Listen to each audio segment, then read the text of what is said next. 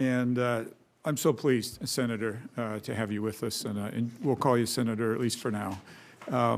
When you came into my office, I really appreciated the connection we made about small businesses in our own lives and in your family's lives. And like many of the members here, we can all identify with the statistics in our state. I don't think they're very different. In mine, it's 99% a small business. Over half of all the employees in the state are small business. And it's such an important part of our economy, yet they often lack resources and don't have some of the advantages of larger businesses. And one of the things we discussed when you were in my office is how to best hook up the resources of your administration with those small businesses in our state. You were generous, I think, if I remember correctly, to offer to come out to our state. And I'm getting a nod of the head, so I'm going to take a yes for that. And I think as part of that, not just you coming out, but helping educate my small businesses about what's available to them and how they can access those. So we'll look forward to your visit. Thank you, Senator. I'm very excited about visiting Utah. I'm excited to have you in the Senate and appreciated meeting with you and your staff in the basement office. I used to have a basement office. It's a great way to start. It is, like a small business. That's right. It's a small business. I think we talked about, I had a small business before I came here. My father was a small business owner. My grandfather was a small business owner. My daughters and children have small businesses. And one of the things that I don't think America realizes is that most of these small businesses struggle just to keep the lights on, right? It's hard, paycheck to paycheck.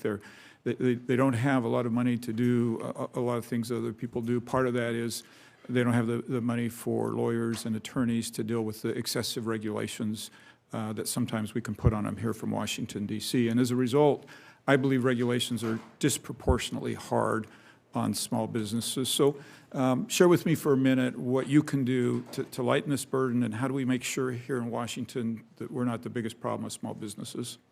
Senator, thank you for recognizing that vital issue to America's 34 million small businesses, many who have fewer than 9 employees.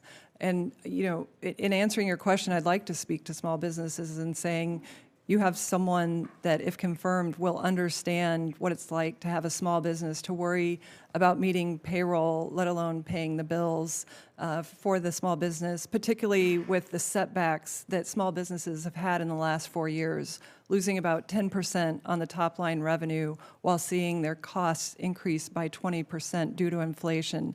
So small businesses have lost ground. Now, the SBA can be a way of helping small businesses combat what has been a tough 4 years if we deploy the resources appropriately and prudently so that the small businesses who need it most have access to that, be it through capital, be it through technical assistance, or other ways of supporting entrepreneurship in this country, which is so vital to our advancement on a global stage, but also within our local communities. These are the businesses that sponsor the softball teams. These are the businesses that provide that first job, and they are the ones that never work from home. They show up, they turn out their commitments to their customers, and that's absolutely what we're going to do at the SBA. Great. I appreciate that and look forward to working with you on that. Kind of a sister to that would be just federal policy in general, and we know we're going to be talking about tariffs in the upcoming days.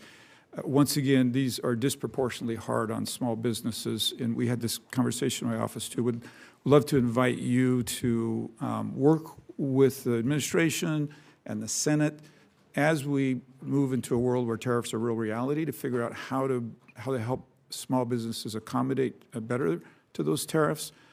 Things like a different runway timeframes in when those hit the small businesses. Can you just comment on how we can deal with our small businesses and what might be one of their most difficult challenges? Thank you, Senator. If I have the honor of being confirmed, I will be a voice for small business. But let me assure you, there is no bigger small business champion than President Trump. He will make sure that small business has a voice at the table. But I also think it's important that we look at the data and not the hyperbole that happens sometimes in the media. President Trump was successful in implementing tariffs in his first term, but also successful at keeping inflation right around that 2% mark, which is really, you know, some facts that the media always overlooks. So you have my commitment that small businesses will be considered in all the decisions we make, and that's something that I know firsthand from President Trump. He is their biggest advocate. I think I should yield my time.